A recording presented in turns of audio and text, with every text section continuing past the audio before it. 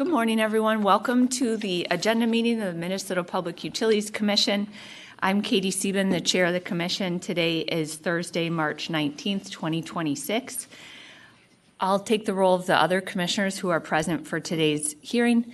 Commissioner Partridge. Here. Commissioner Hump. Here. Commissioner Tuma. Here. A quorum is present, and we have 3 items on our agenda today. Mr. Harvo, please introduce the first item. Good morning, Chair Sieben and Commissioners. Item number 1 is docket numbers ESS 24406 and ESS 24407, involving Crane Energy Storage LLC and Sandhill Energy Storage LLC in the matter of the application of Crane Energy Storage LLC for a site permit for the up to 200 megawatt Crane Energy Storage project in Olmsted County, Minnesota, and in the matter of the application of Sandhill Energy Storage LLC for a site permit for the up to 200 megawatt Sandhill Energy Storage project in Olmsted County, Minnesota. The questions before the commission are: should the commission adopt the administrative law judge's findings of fact, conclusions of law, and recommendations? Should the commission find the environmental assessment and the record created at the public hearings address the issues identified in the scoping decision? And should the commission issue site permits for both the 200 megawatt Crane and 200 megawatt Sandhill energy storage projects? Staff has the following opening remarks. Staff proposed a permit condition for tree replacement, decision option 6N, permit condition 5.14. Staff inadvertently did not include Kalmar Township as part of the permit condition language for coordination, but it was staff's intention to include the township as well. This has been filed as a revision, and physical copies are available in the back. Staff has no further remarks and is available for questions. Thank you. Thank you. Could the parties please come forward? And we'll start with appearances.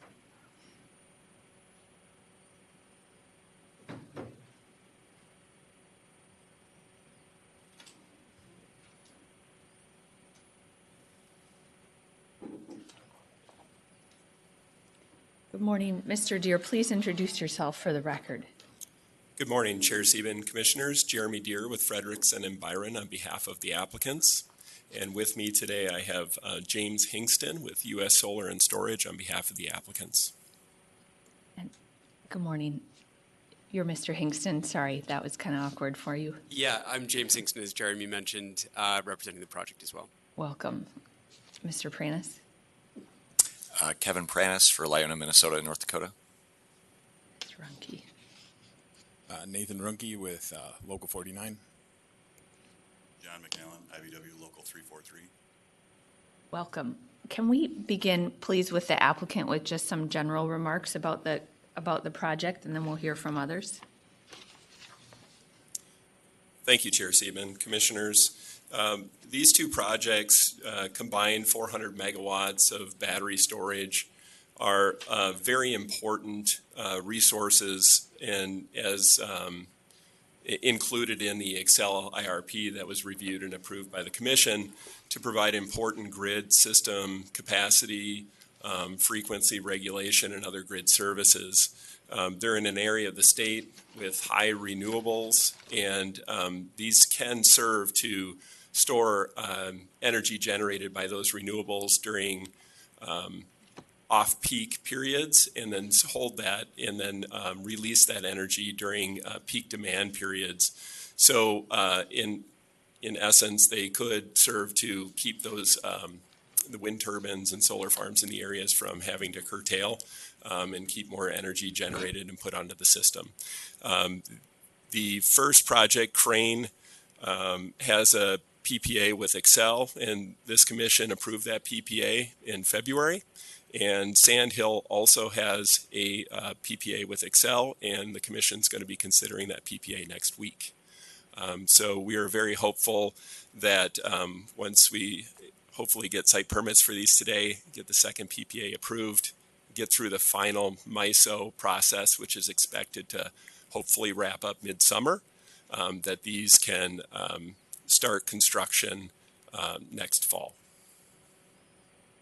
2027. Thank you. And Mr. Pranis? Thank you, Chair Sieben, Commissioners. Not a lot to say about the project. I appreciate the opportunity to work with the owner. Obviously, battery storage is critically important as we try to manage and I think get the most out of our electric grid, and a lot of growth happening, in and around Olmsted County. And so we see this. I think Commissioner Tuma pointed this out in a previous battery case. These are the highways where the energy goes, and having something that is located along the highway where we can, use storage and hopefully reduce costs across the system is important. And so appreciate the Commission's consideration. Mr. Runke. Yeah, thank you. So I'm here on behalf of the over 15,000 heavy equipment operators, mechanics, and station engineers, across Minnesota and the Dakotas. And we have over 300 of those live in Olmsted County. I'm one of those people, so on a personal note, I'm excited to see a project like this potentially going forward. We have another 150 members right there in Dodge County on the other side of this project. So projects like Crane and Sandhill, battery energy storage projects like this are great opportunities for our members and those of the other trades to find a good job that's close to home. So those close to 500 members potentially could be working somewhere real close to home. It's also a great project that furthers Minnesota's efforts towards a carbon-free grid by adding storage capability to our diverse mix of generation options. And our members look forward to provide the skilled, safe, and professional construction of this project if it's approved. Thank you, Mr. Runke. Mr. McNallen. As I said, my name's John McNallen. I'm a representative IBW Local 343 in southern Minnesota. And I have a very simple thing to say is that this project will create dozens of good jobs for our skilled men and women that are in the local community. It will also help harden the utility grid in our area, which will be a good thing to support all of the investments we've also made in renewables. We support this project. Thank you for hearing me. Thanks for being here. Appreciate it. Okay, we'll start with commissioner questions then, or next go to commissioner questions. Commissioner Hom. Thank you, Chair Sieben. I don't have a question, but I have some comments. I think I reviewed the public comments and community engagements of the applicants and the tribal government engagement. I think I commend that applicant did a great job on this docket. So hopefully this good experience can be shared with other applicants, and proactive engagement with the community makes things better.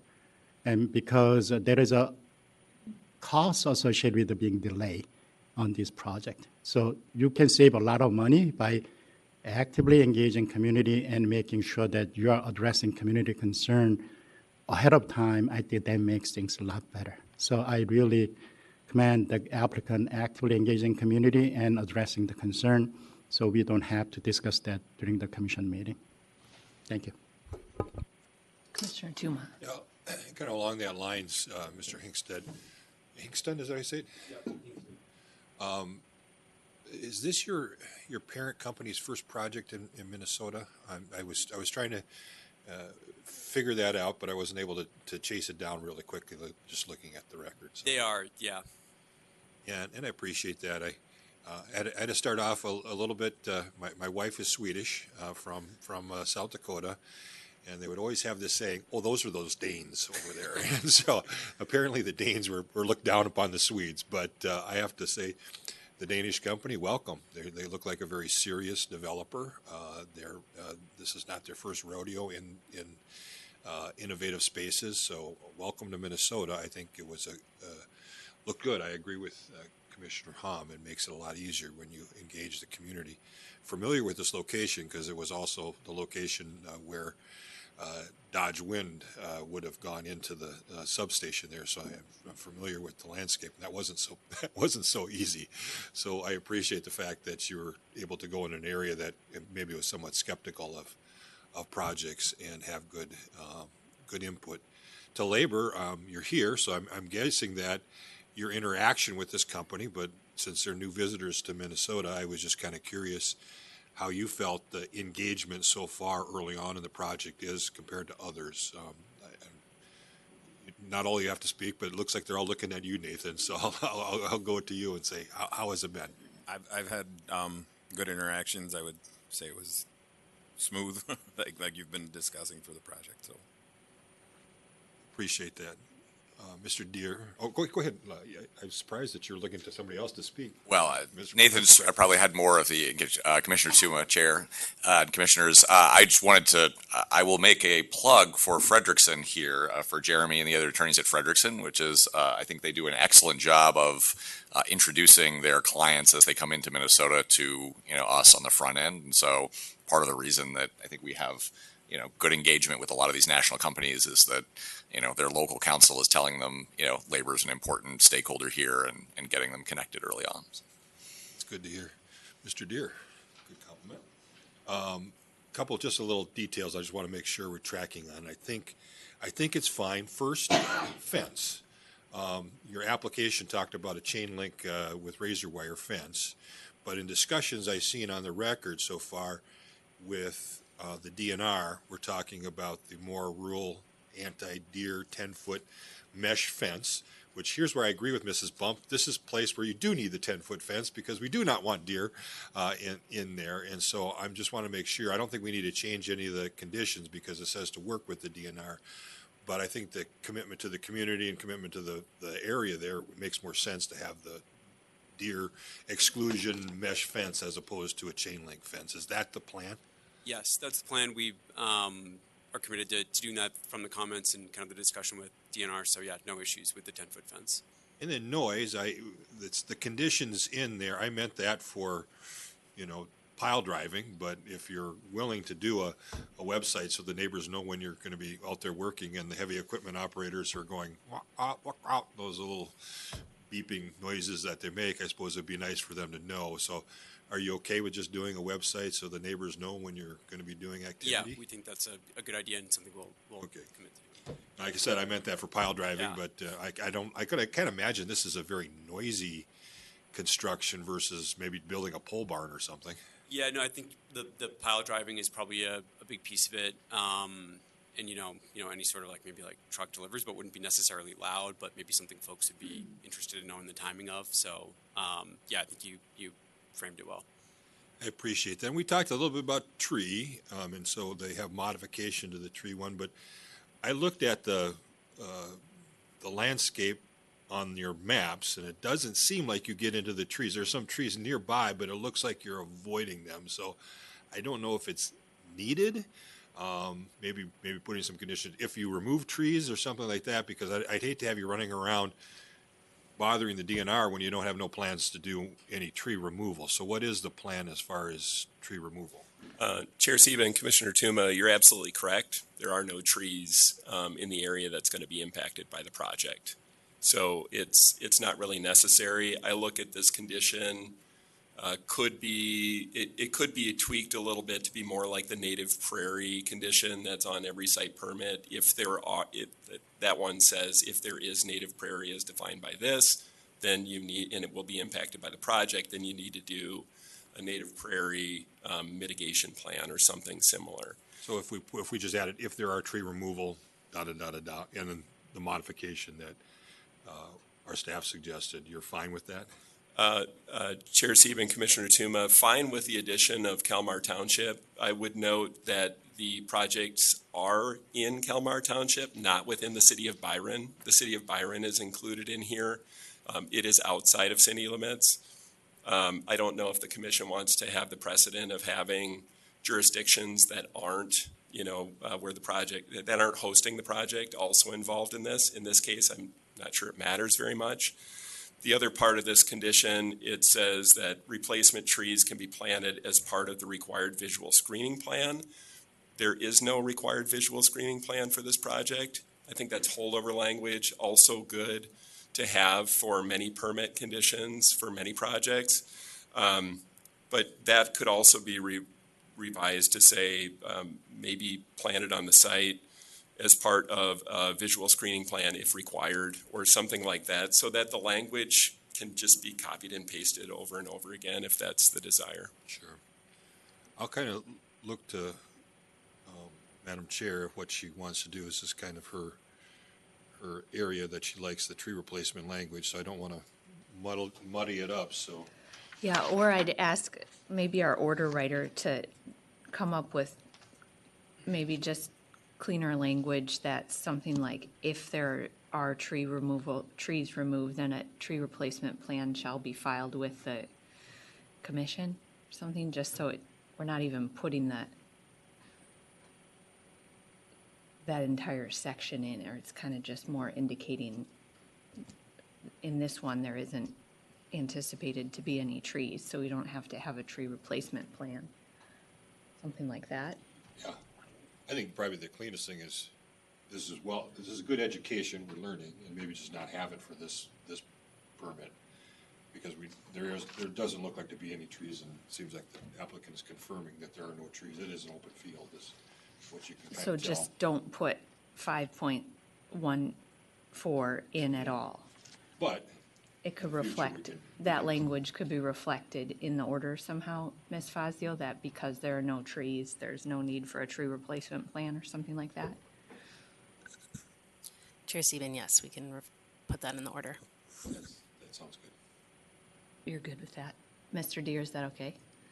Chair Sieben, that is just fine with the applicant. Okay. One question, did you have anything else? Nope, those are all my questions. Can you tell me more, Mr. Deere, and maybe you're not the right person, and maybe I should ask Commissioner Hom, or I should have asked our staff. It's a little frustrating that the commission's waiting for designation of this to be an ARIS project, because it just seems like a good project overall. So any more, like, maybe you said it at the beginning, like, do you anticipate, or you are going to get selected, or you already did? We've been, I guess, to back up, Crane was submitted into the interconnection queue in 2021, and so it is progressing with that, DPP 2021 on schedule with no expected delays, on time to meet our PPA and the stipulations within there for construction timeline and things like that. So on Crane, we are good, and we're not utilizing ERAs. Sandhill was submitted into the interconnection queue the following year in 2022, but because we are developing these jointly, we are using ERAs for Sandhill in particular. It has been That will just like kind of push you forward faster? Yes, it's like an accelerated, I think we're all probably aware of the delays with MISO on the interconnection process. So being a year behind could, be even more than that, just depending on how the delays break down for each DPP, class. So for Sandhill, we have been selected for the ERAS program in cycle 2. So they've completed their first cycle of kind of the full batch of applicants that they got, and then they did a second cycle. So Sandhill is currently in that cycle. It's still in the study phase. ERAS, the goal was to have 90 days for both study phase and executing an interconnection agreement.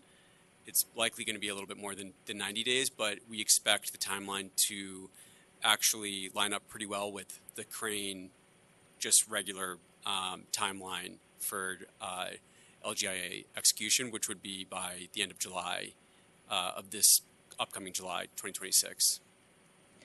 Is there anything that we can do as a commission that would help, like, express our support for the project to MISO that you would recommend, or think just like us continuing to move forward and permit it is good enough? Totally, I appreciate the question. I think, of course, getting formal approval on the permits would be a great step, and the kind of key framework that they're looking at is commercial viability for ERAs.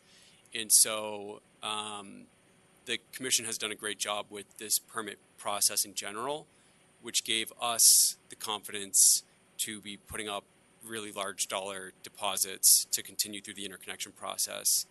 To even get into ERAs, you have to put up a lot of kind of serious money, which we would not have done if there was kind of a very precarious or unclear permit path.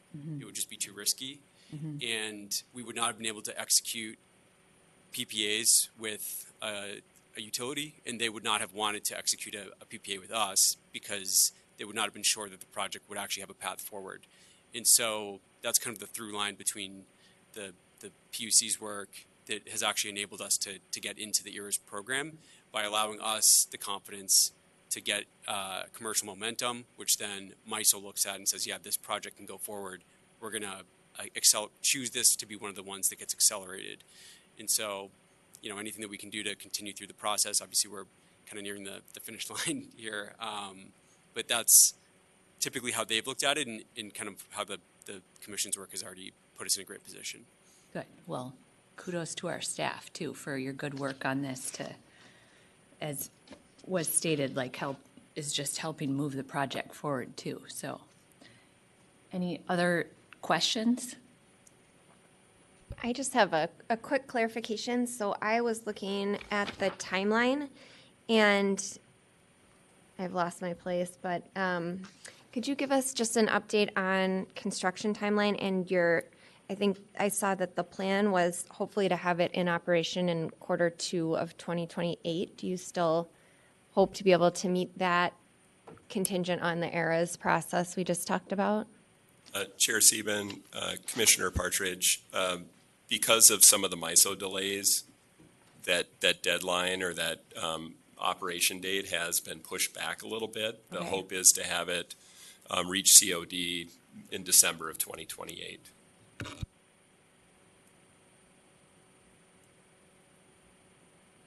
Okay.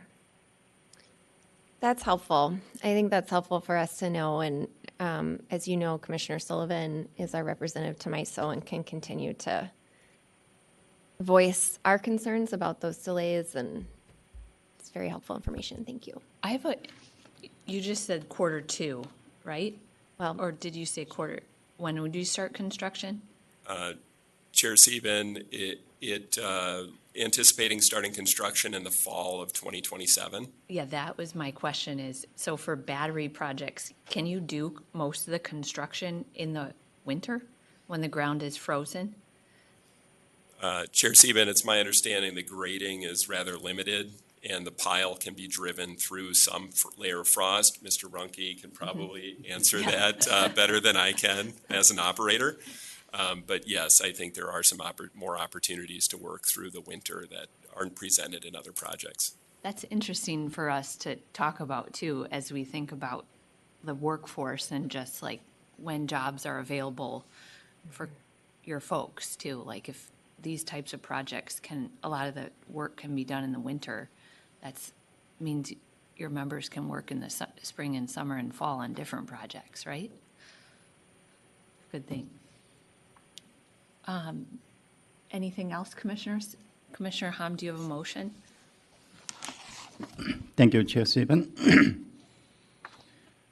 Understanding that we have a specific language in the order, I will make a motion to move decision option 1, 2, 5, 6 without N, so all the way to M, and 8.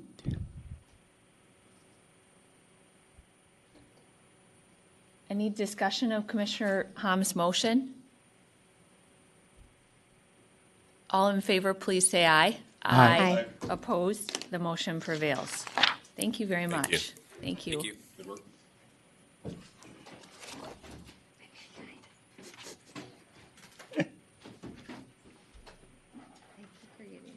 Charging. so many things to charge. I know, that's why this is good. As long as I put it on there, it charges. Mine doesn't do that. Then they have 3 different types. Okay.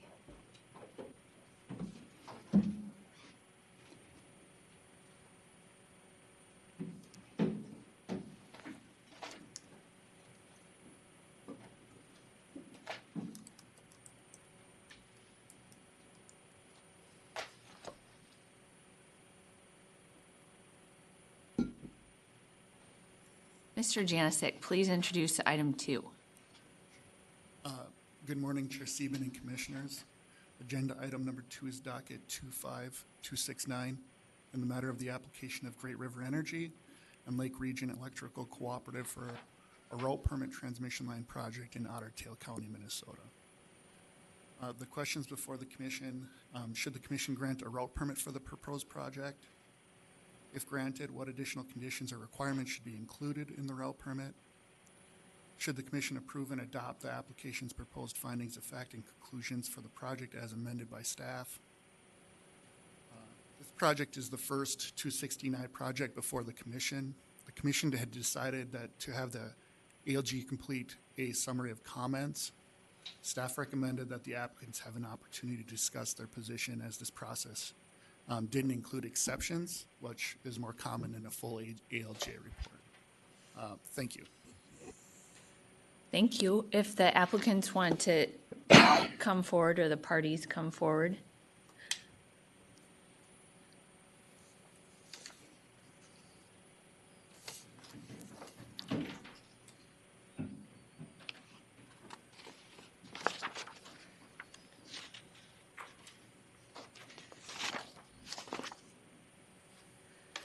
Ms. Waller-Pitts, welcome. When you're ready, please introduce yourself, and if you wanted to provide overall comments on the record, that would be great. Or anything else, like Mr. Janisic said. All right. Good morning, Chair, Commissioners. Yes, this is the first project under 216I, and we think, and I should step back, Haley Waller-Pitts, Frederickson and Byron on behalf of Great River Energy. First project under 216I, we think that the process generally worked well, and we very much appreciate staff's cooperation, coordination, attention to the schedule, and efficient but really thorough processing of this application. The application was filed on November 3rd of last year, and here we are back at the Commission in March. With respect to the staff briefing papers and some of the comments in the staff briefing papers on the modifications to the route permit conditions, I'd like to, if I may, just walk through the decision options referring to the tables in attachment A of the staff briefing papers. So with respect to decision option 2A related to the minor permit changes noted in Table 1, Great River Energy supports those changes and supports that decision option. Moving on to Table 2.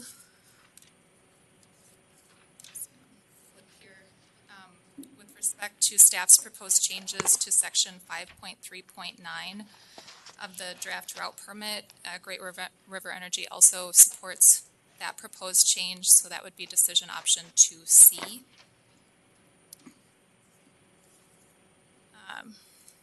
With respect to Section 6.3 of the draft route permit related to the tree replacement plan, Great River Energy generally supports the changes in staff's proposed permit condition, with the exception of that we would request removal of the 45-day pre-construction compliance filing. Mr. Strophus here has already been in contact with the local soil and water conservation district, and we believe that there's a tree program already in place in the county that will allow the applicants here to meet that requirement without substantial additional cost, and so would respectfully submit that the 45-day compliance filing on cost is not necessary. So that would be D then? That would be decision option 2E, but modified to remove the sentence starting with at least 45 days prior. And then the remainder of the staff's proposed condition would remain the same.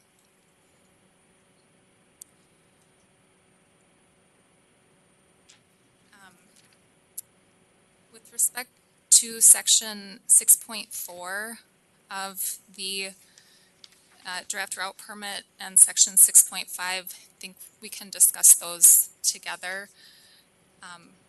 Great River Energy continues to support its proposed language on 6.4, and understanding that DNR may have additional or different restrictions related to species that it has jurisdiction over, the applicants here had proposed the addition of permit condition 6.5 regarding coordination and compliance with the DNR requirements. And so with the addition of 6.5, we don't think that adding the DNR to 6.4 is necessary. It's duplicative and can create some conflicting requirements. And does that mean the applicant's language on 6.5 or the staff modified language on 6.5? Great River Energy doesn't have any objection to staff's modified language on 6.5. And so for 6.4, applicants support decision option 2G. For 6.5, the applicants support decision option 2J, should be staff's proposed language. The applicants also support decision option 2M related to substation construction to clarify the compliance filings that would be required just to start substation construction. That condition has been imposed on a couple of other recent projects. It seems to be working well. Here we have an instance where construction of the substation may start before, particularly grading of the substation, typically starts before construction of the transmission line. And the full suite of compliance filings, such as here we have a substation site that doesn't have any trees, so the tree replacement plan may not be applicable to that. Bird flight diverter condition, right, may not be applicable to the substation construction.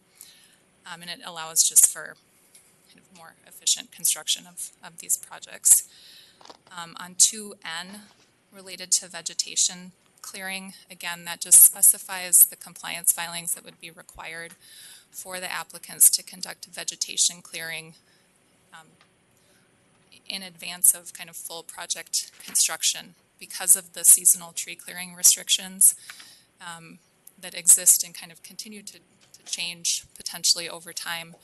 It may be the case sometimes that a permittee needs to clear trees to comply with the seasonal tree clearing restrictions at a time before the full plan and profile is available for the transmission line.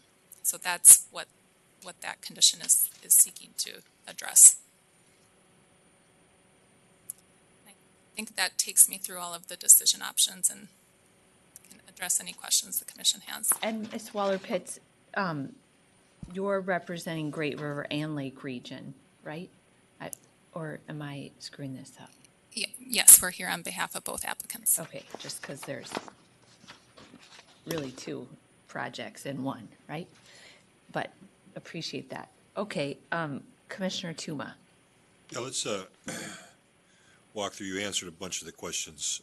I was going to work off the staff briefing paper, but it actually worked better to work off the decision options because I realized you didn't number the pages, and so I didn't know how to refer to page 12 when there's no page 12. So it worked out just fine.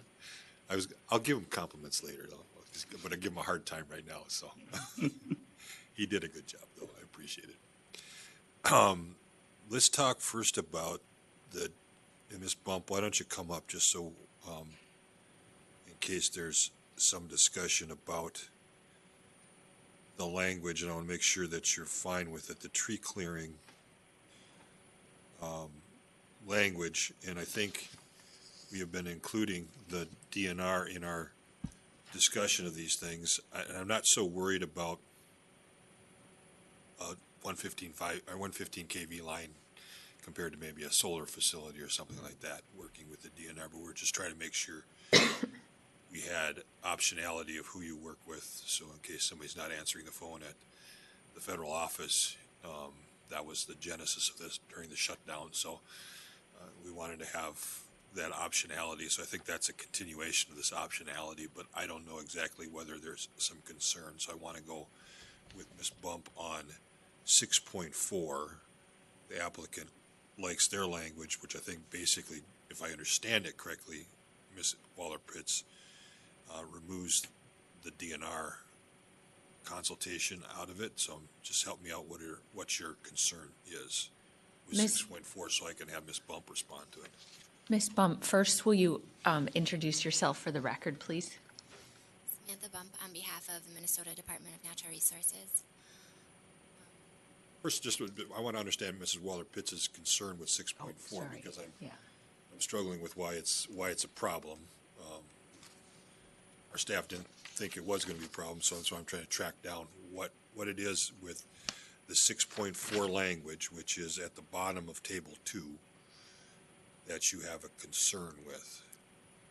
Ms. Waller-Pitts. Chair Stephen, Commissioner Tuma, thank you. So two things on 6.4. The staff revised 6.4 includes specific dates for the tree clearing restrictions, right?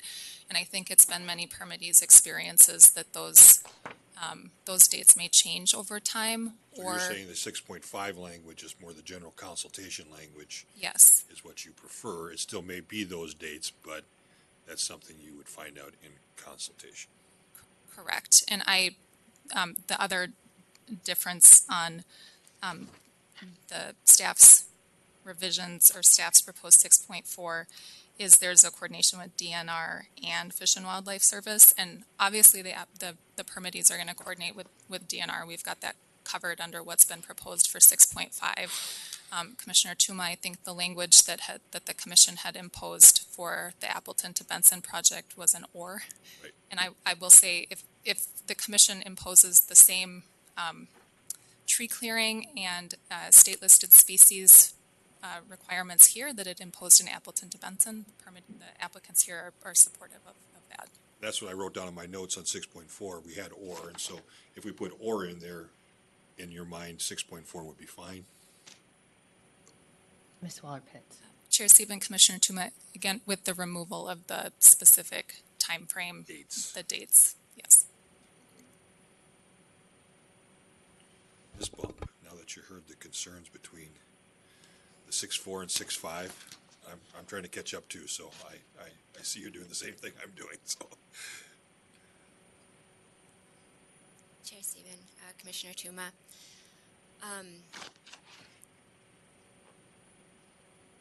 I guess we do like the dates in there, but if they're willing to coordinate with us to ensure that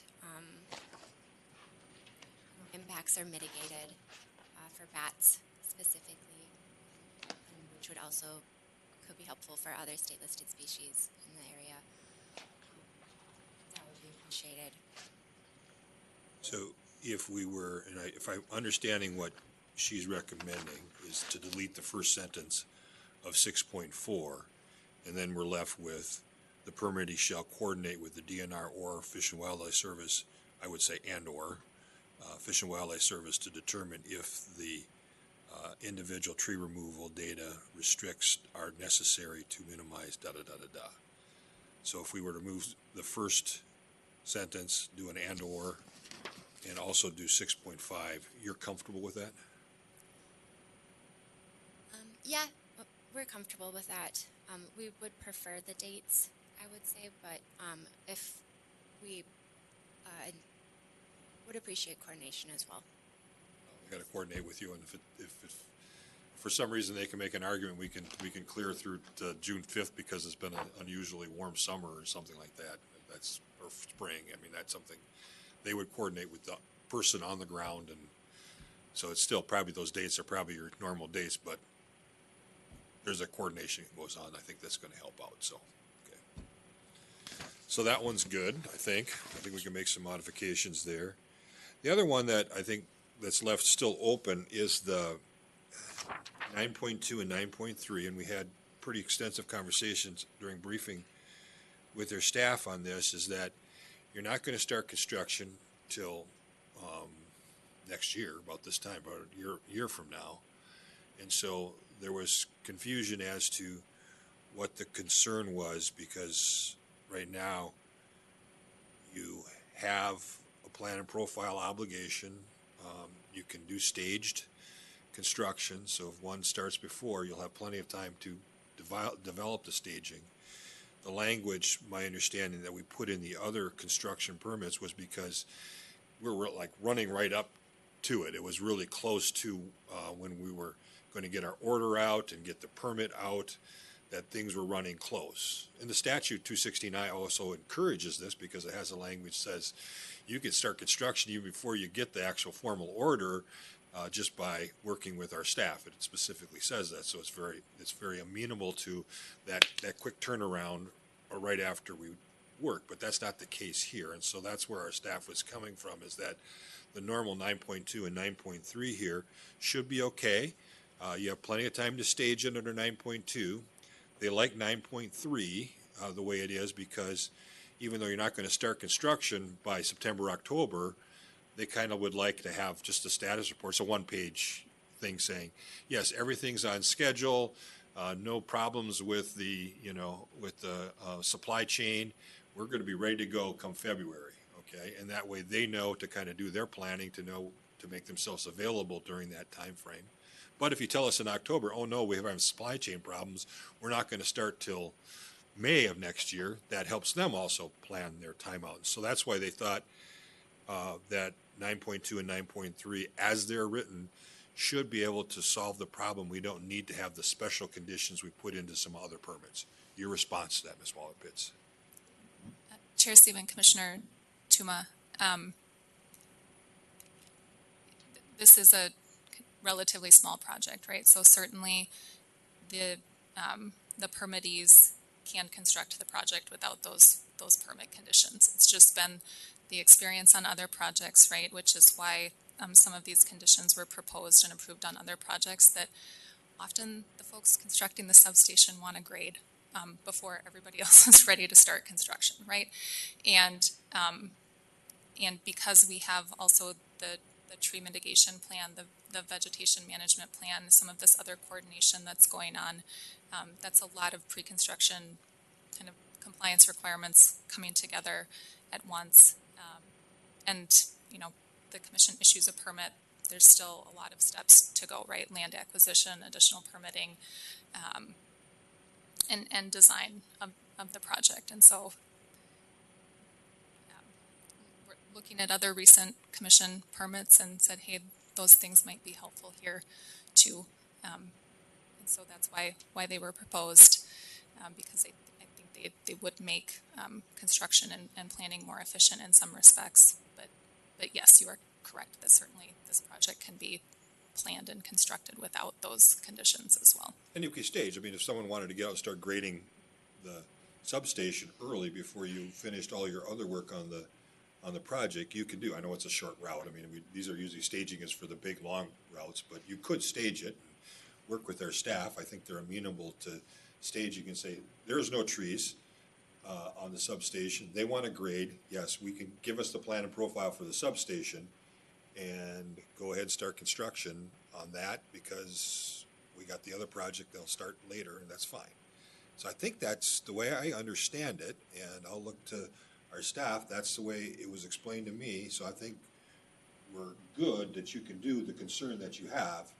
We did the other ones because we wanted to be very explicit, because it was happening within months of our permit, and we wanted to be very explicit that could happen.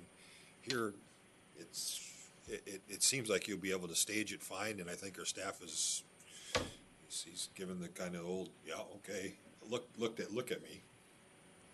Let's let Ms. Waller-Pitts, is that your understanding of what your language is requesting too, Ms. Waller-Pitts? Chair Stephen, yes, that is what the language is requesting. And so if that's the understanding and the clarification from the commission and commission staff that's how the substation grading could proceed, I think the applicants appreciate that. Is that what you think? That's what you think you were saying too? Yeah, I mean, I think 9.2 and 9.3 allows what we're more explicitly put in other permits. So I think they have the room to do what they want to do without having to change the permit, is what I'm saying. So, and that's what our staff was communicating. So. Yeah, and I would just stick with, I would recommend we just stick with the existing 9.2 and 9.3 and understand that they could stage the project if they wanted to. So that would be not including the... Yeah, we would do K and L as opposed to M and N, which is on number 2. And again, Ms. Waller-Pitts, you're comfortable with that then? Or were you still saying you think you need the additional language that you had proposed to just help clarify? It is a little bit unusual just because there's the substation that doesn't have any tree clearing versus the tree clearing that's contemplated for the transmission line portion. So I think there's no disagreement. It's just a disagreement about how you effectuate it in our I think what order. staff was saying is that it wasn't unusual. This is stuff that's pretty common to stage projects.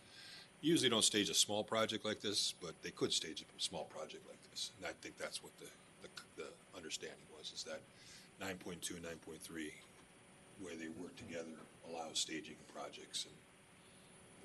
And you don't have to start the whole project at once. But a lot of times with small projects, they like to because it's simpler, but it's the same amount of work whether we do their proposal or our existing permit. And just because we adopt specific language for this permit was one thing I asked staff that's specific to the distinction between this project and other ones doesn't mean that that language has to continue on. Like, that's sort of why I was sort of in my head thinking I was okay with the applicant's additional language because it is reflecting like the additional complexity of the substation construction versus the tree clearing and plan and profile that would take place for all of the project, but also for is more specifically targeted to the vegetation clearing. So maybe we get to the same place. We get to the same place as long as, is that your understanding too, Ms. Waller-Pitts? Chair Sieben, yes, this discussion has been helpful to understand how that provision would be interpreted with respect to, and when I say that provision, I mean the standard route permit provision, how that would be interpreted with respect to substation construction and beginning grading. And just to clarify, I heard Commissioner Tuma mention decision options 2K and 2L. The applicants are not supporting those. I think staff had not supported them, and we are also not supporting those at this time. Help me out. Mr. Jasic. So I'm hesitant to put words into Spitz. But I think what she's saying is the standard permit conditions that exist in the draft road permit are acceptable, and therefore you wouldn't adopt 2K and 2L. Did I summarize that correctly or no? Ms. Waller-Pitts. Thank you, Chair Sieben. So 2K was, sorry, I'm fumbling through numbers here. 2K was a proposed timeline for staff reviewing additional plan and profile filings, and 2L was similarly the change in the timing of the status reporting. And we understand staff briefing papers on that and are not proposing those as Got it. decision My options. apologies. I just saw 9.2, 9.3, and I was thinking that was that it was, but I didn't see didn't see applicant language, so that was my screw up. So if we were to follow what I was trying to explain, the permit language should be able to allow them to stage. The motion would be 2A, C, E, modified G, and J, and that's it. Because then the existing permit language for 9.3 and 9.2 and 9.3 are already in the adopt the draft permit language, the beginning of 2. Does that make sense? Okay, I'm tracking, but finally, I apologize for those that are. And the important thing is, does Ms. Fazio track?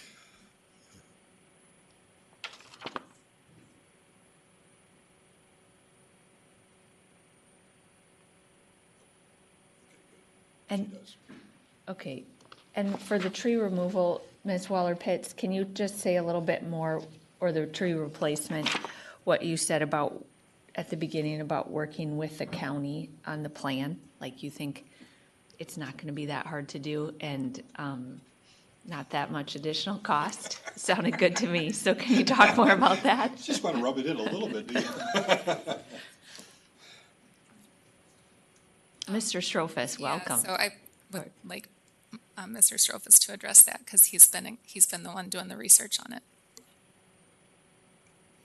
Thank you, Chair Sieben. Mark Strofus, Great River Energy. Yeah, so this week I dug in, had a call with the county, talked to him. I need 10 acres of trees planted. Can you accommodate that? And he said, whoa, 10 acres? No, we don't have 10 acres available to us. What about Arbor Day tree sales? We don't do that. He says that's done through the Soil and Water Conservation District.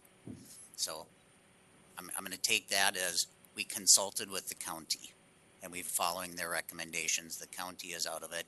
I connect with the East Otter Tail Soil and Water Conservation District, which is in the project area.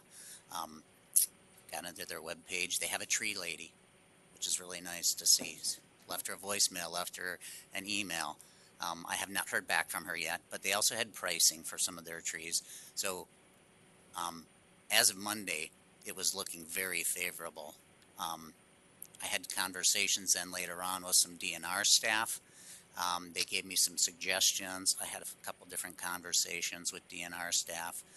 I got online this morning, looked at their tree pricing. Actually, I looked at their tree pricing earlier this week, and it's like, okay, it's slightly more. Cost of everything's going up. Yes. And so I went back to Soil and Water Conservation District's webpage this morning. Oops, their prices have doubled. They just released their 2026 pricing, and lo and behold, so did DNR. So prices have doubled, but I think it's still reasonable. I think the dilemma that I'm really seeing here, and we've seen some of this in my career, I've always said, I like to do projects on my own, simple and easy. Every time we add other people involved, it gets complicated, and the more people, you have differing opinions, differing perspectives, and even talking with DNR staff, I said, so Soil and Water Conservation District gets their trees from U.S. Forest Service. How do you feel about that? DNR's, we produce all of our own seeds in the state. They're original state species. Arbor Day sales, we're selling cultivars that have never been a natural tree in this. So there's all these minutia of details and coordination, and I'm a little concerned that DNR staffing is going to have some concerns about this. So this deadline issue of 45 days becomes very scary in my mind. We will But work it's 45 days before before we start. Before it would be Right. Okay. a plan to have Yes. it. Okay. Yep. And So so you my have- understanding you have is plenty of time. we've withdrawn. We're going to withdraw that 45 day. So from that perspective, I think we're good. We will be able to work with these entities. It may take some point after we start construction to come to final resolution, but we have on our prior project where we thought it was going to be $25,000 an acre. We're talking. I calculated $2,000 an acre on Monday. We're now at $5,000. I luckily told all my counterparts at other utilities that I thought we could maybe get by at $5,000. May end up at $15,000 now. Who knows? But in the details of this is a challenge yet. How do we implement the system? Do we just? And I really like the condition proposed here that we can just provide money. The DNR staffer said, I don't know that we can accept private money. Now, I think that's a great idea. I don't know.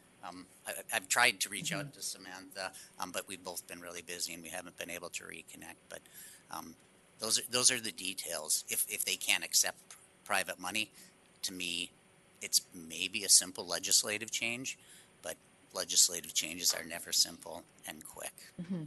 And Well, I appreciate your ingenuity and exploring all these different avenues and trying to help us all figure it out as we move along here. So keep us posted on how it continues to go, please, and let us know what we can do to help. Absolutely. Thank you, Chair Sieben. And thanks, Ms. Bump. Anything you wanted to add on tree replacement stuff? And I understand this is hard in some ways and it's new, so, and it's hard there's a lot of other work on your plate too, so just always feel free to let us know what you think we could be doing to make it easier on DNR and your folks too. Chair Sieben, thank you. We're currently working with forestry to develop a system similar to something that was done for Line 3 replacement plan with the Future Forest Program, which would allow funding to be provided to that Future Forest Program and other similar programs to plant trees within state forests or other public lands. And it's a process, and so we're working through it currently. But it sounds very promising, and we're pretty hopeful that it's going to work out. I guess the most hopeful, or the best thing that would be the most helpful for us is to keep the permit condition flexible until we can better figure out, like the seed and seedlings. Like, we're not sure exactly if that's what forestry would work with. I don't know the details of what they're able to do yet. So flexibility until we can get this figured out is appreciated. That's good to hear, because I think that our intent was to model it after what we did on Line 3, so I think that's good to hear, I guess. We like talking about Line 3. I'm just kidding. We don't actually. She brought it up, though. I cringed when I did. Yeah, good parts of it, right? Commissioner Hom. Thank you, Chair Sieben.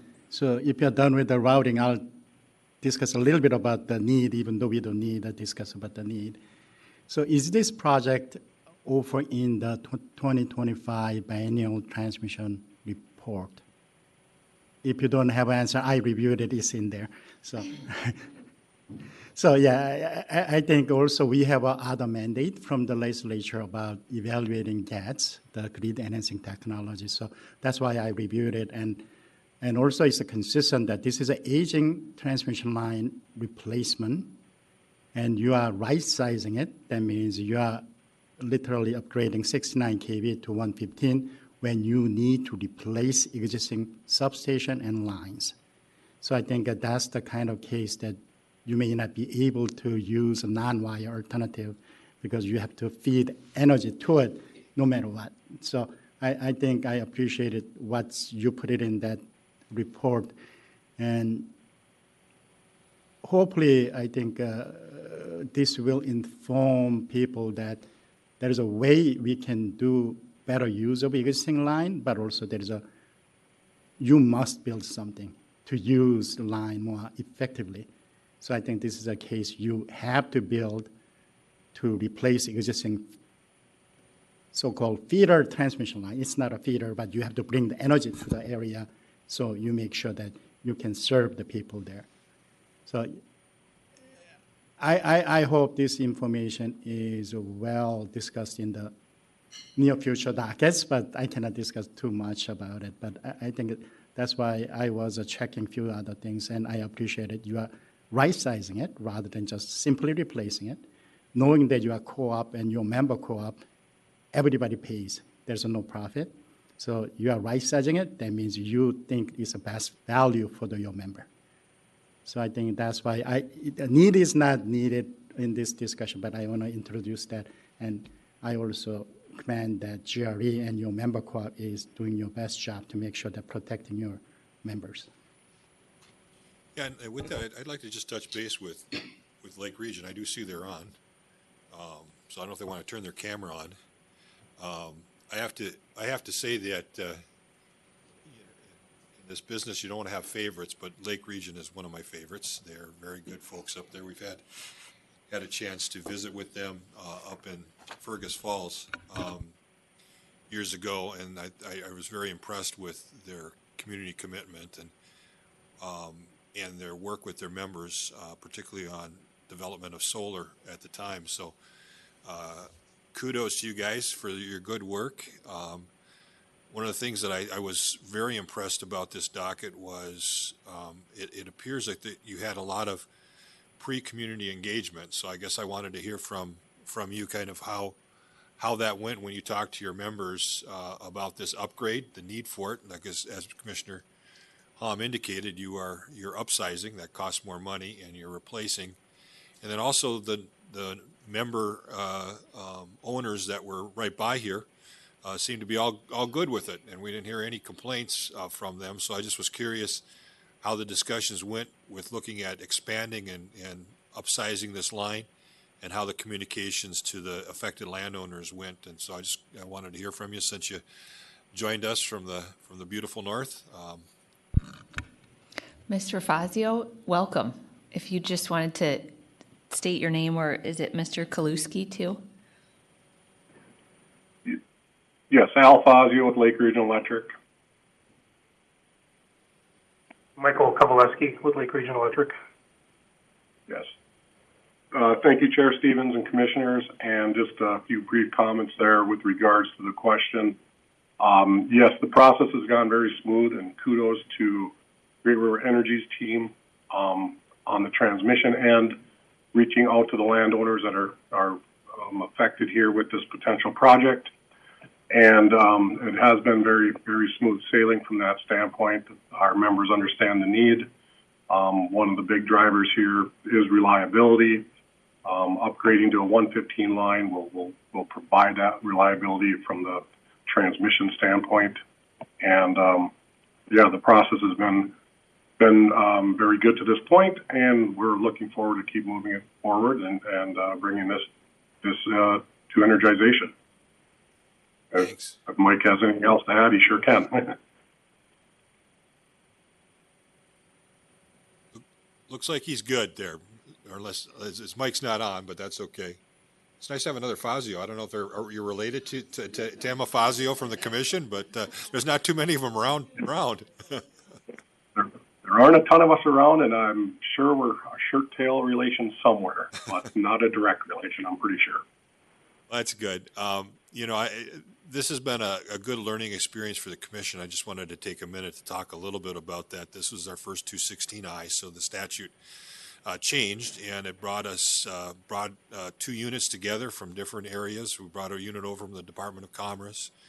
This was our first attempt at permitting under that, and it has very tight timelines to do.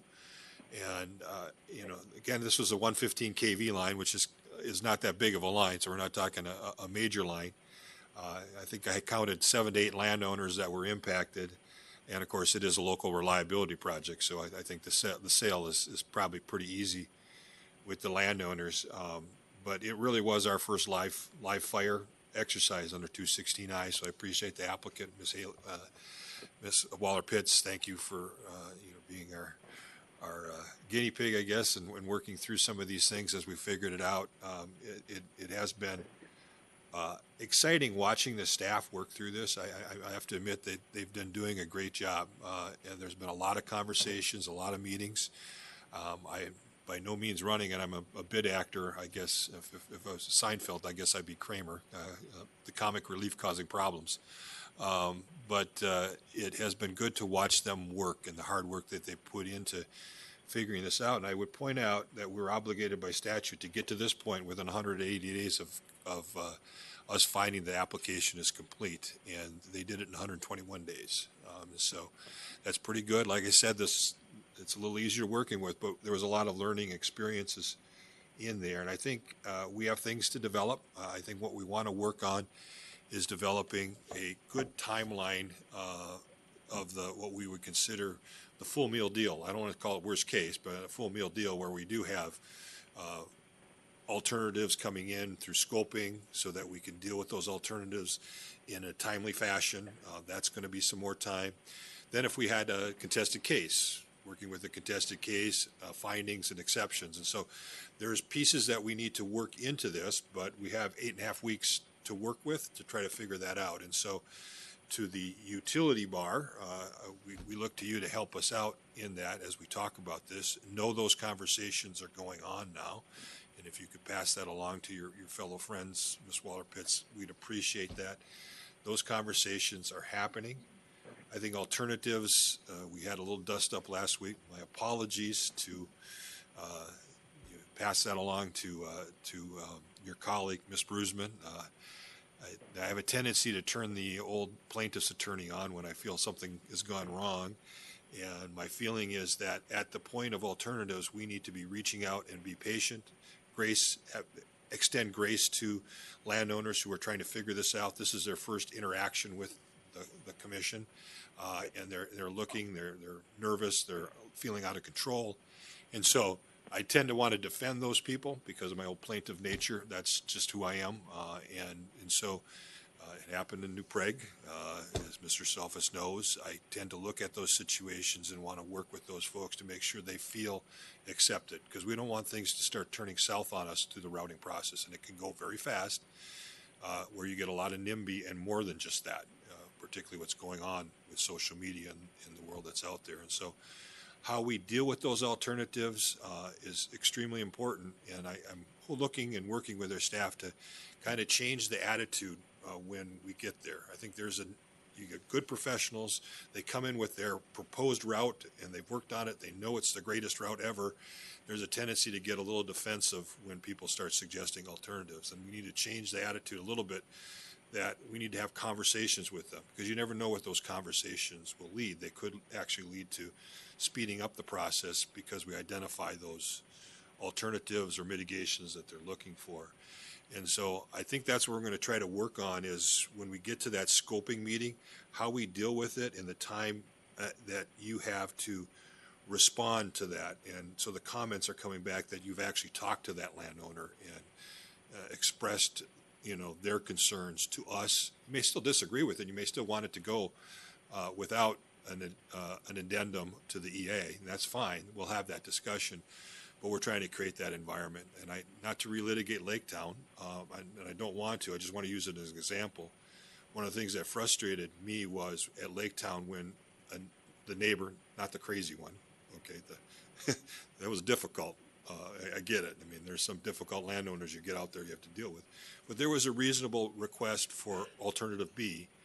And alternative B, as she drew it, as she understood it, should have been on the south side of the road, but that was wrong. It should have been on the north side of the road. And we're in a difficult position then, that by not dealing with that early on and understanding what her desire was, we could have actually had a better alternative B and probably approved it without having to go back for more record. Now there's the reliability stuff that we were worried about, but just from a hypothetical standpoint, if somebody would have sat down with that individual, talked to them, understood it, and developed an appropriate alternative, then that's what we could be working for.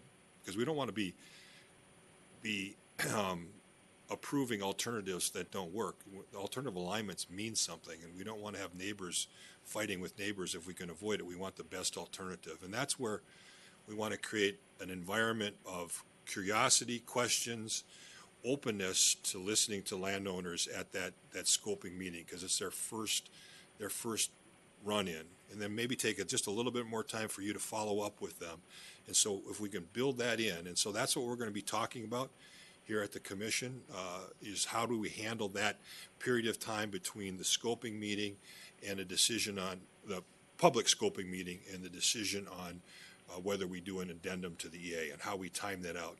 My hope is that we build a timeline, the standard timeline, and then if we can avoid having that, we come with a project great like this where there's no concerns. We can just go right to consent calendar on the scoping.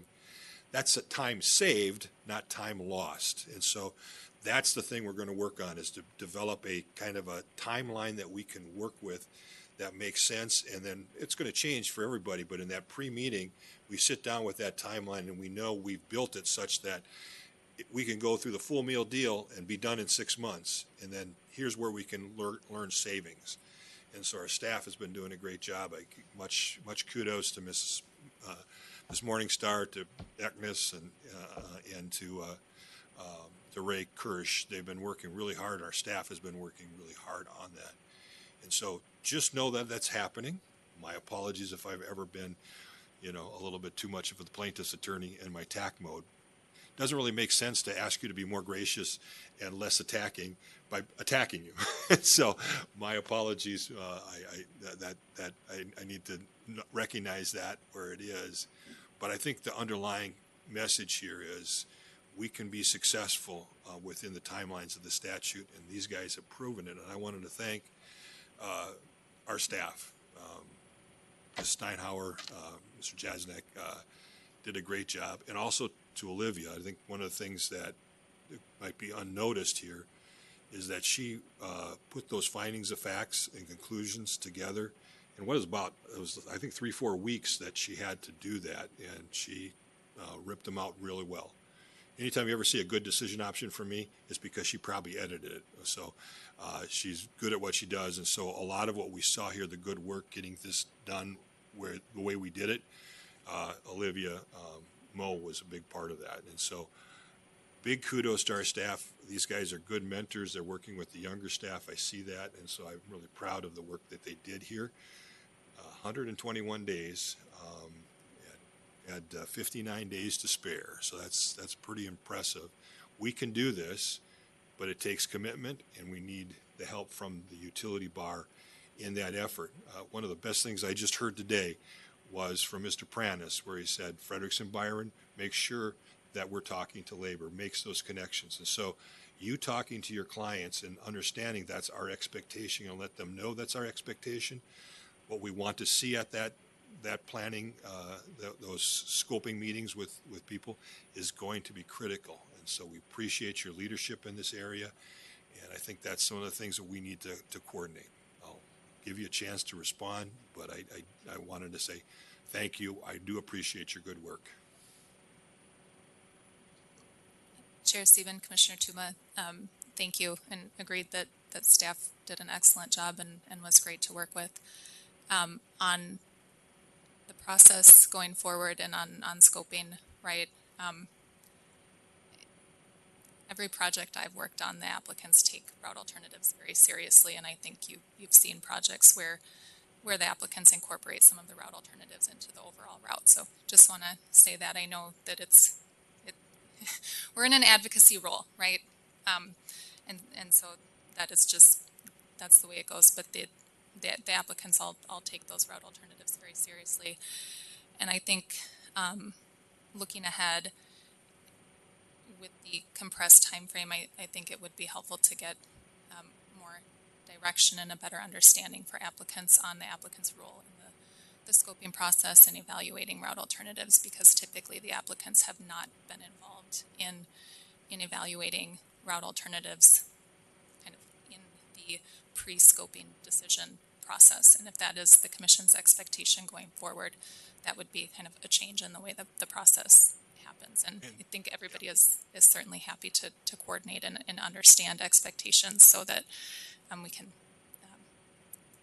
have smoother processes going forward. And that's my desire, is to understand and change that expectation. Those conversations are happening. This is what Commissioner John Tuma, one individual, feels in the process. I've talked to my staff, and they understand this too. We're a little different. I mean, it used to be that EERA would kind of take that, and we're looking at this different. I think what bothered me on the Big Bend was the fact that it was going to be our staff, PUC staff, would be calling a landowner without them even knowing about what's going on and being the one to tell them, oh, sorry, we're rejecting your alternative. And so that was what tripped me a little bit when that was happening. And it's like, well, that's not what the commission should do. And I think the commission should be, giving the benefit of the doubt to at least look at a route and build that time into it, if it's reasonable. Obviously, if a route's not reasonable, someone wants to go across a state park or diagonally across their neighbor's field because they don't like them. Those judgments and where that judgment line is for our staff is what they're looking at. But I think you're right. I think they want to have you more involved. It's your client's application. It's their wanting to do the mitigations by law. And so we're trying to rethink about that expectation and how we communicate that effectively so that when we get to the stage of that, alternative being in front of us, everybody understands that that person's been informed what your position is. They have received your analysis of their alternative, and they can let our staff know whether they want to proceed with coming in front of the commission for a possible EA addendum. And so we're thinking through how those expectations should be communicated and created right now. That's what's happening post Otto tap, post learning experience. And like I said, I'm very, to Ms. Morningstar has been doing a great job trying to get people to talk through these things. And I appreciate the in-depth analysis our staff, from the newest to the most senior, have been bringing to that conversation. Love seeing when a lot of the newer staff sitting there talking to Ms. Steinhauser. I see that mentoring going on, and I appreciate that. That's leadership. So thank you for that hard work. It's not easy. You'd rather just have people just do what you want to think they're doing in your mind, and that was my failure. I wanted to create that expectation, and I think our staff is working towards creating that expectation. And so, Madam Chair, thank you for the extra time to just talk through this. I think it's been beneficial, and our staff, like I said, have been doing great job. No, thanks, Commissioner Tuma. I think you really hit it on the head in terms of like how our staff is really engaged and trying to figure out the process as best they can. And I'll just reflect that sometimes our staff get pulled in different directions, including between commissioners, and so it's really tough for them to to navigate this. So appreciate all the hard work you're putting into it too, primarily. So thank you. And I'd also just say that like it really helped in review of Otto tap here to have such a thorough and well-written application come in by Ms. Waller-Pitts, and really recognize your work, Ms. Waller-Pitts, for like knowing the commission's process and knowing the all the different steps. And so really hope that you'll continue to engage with the commission on like how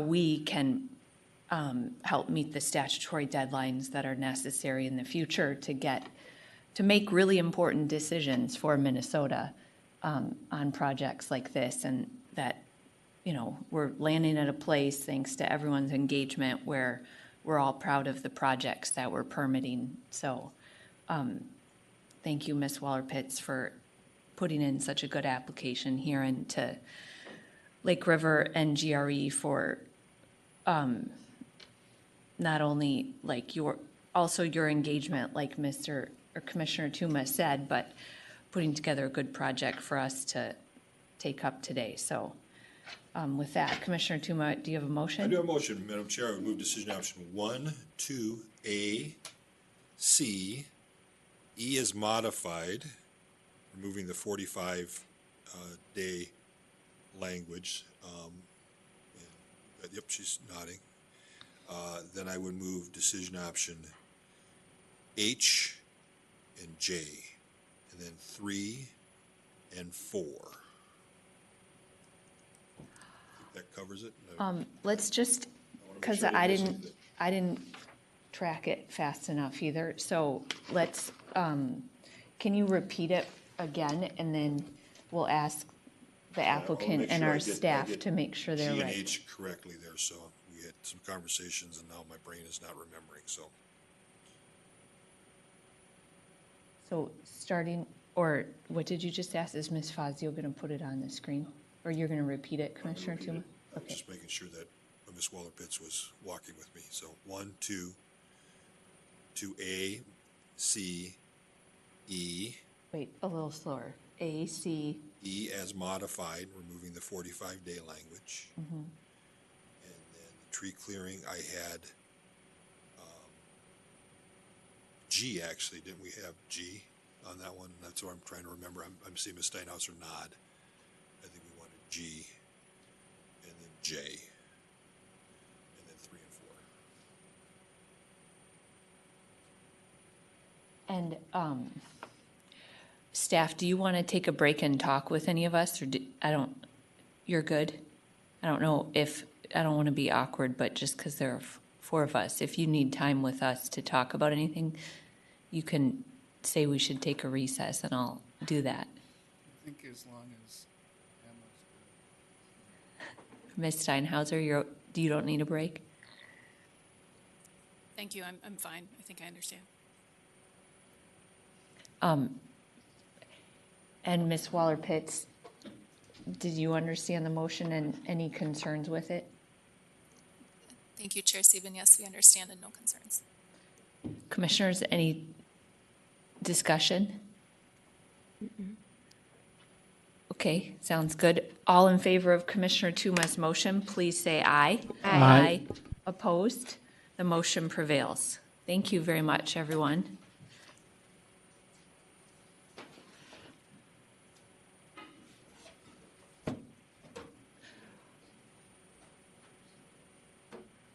Do you guys want a quick break before 3 or take it up? 5 minutes? I don't think it'll take that long, but Yeah, as long as we don't go more than. it's how long 20 Otter minutes. wants to be. Okay. Okay. I have no questions.